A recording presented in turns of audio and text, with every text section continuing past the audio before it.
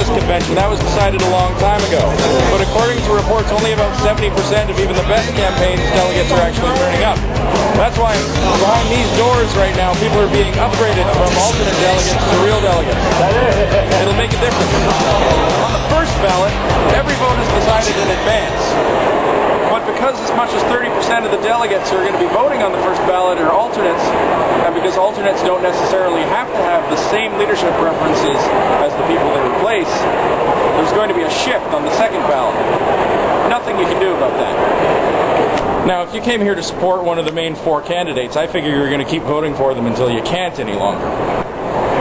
Any changes to that will have sorted themselves out by the second ballot anyway and are likely to stay the same. So you have to focus on convincing the people whose candidate is no longer on the ballot. A lot of people will already have a second choice, but as many as 50% don't.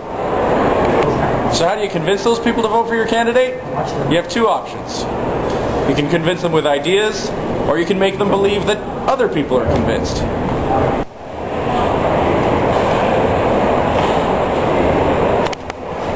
So which one of those strategies are people using? Look at this. You might not notice this, but there's a couple of things different from today's Michael Ignatieff campaign and yesterday's. One is that today they have whistles and new signs. Why? Because that creates the impression of momentum.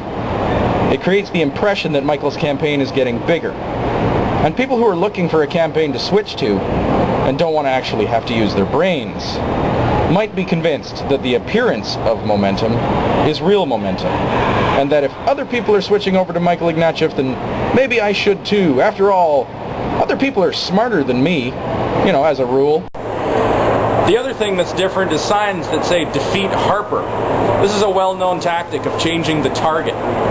It means you stop talking about the person you're actually fighting against and you start talking about someone else entirely. Instead of Bob Rae, Harper. Why do it? Well, it works on a couple of levels. On one level, it takes away from the impression of momentum of your opponent because you're not talking about him anymore. On another level, who wouldn't give the job of fighting Harper to a guy who wants to, you know, fight Harper? Hi, I'm here for the Harper fighting position. Okay, what are your qualifications? Well, I really wanted to beat Harper. Really? You're hired. So what about ideas? Is anyone doing anything with ideas? No, not really. Not yet, anyway. People tell me that on Saturday on the convention floor there will be delegates talking to each other. I don't see much sign of that. What sign I do see, though, is coming from Ignatieff's camp.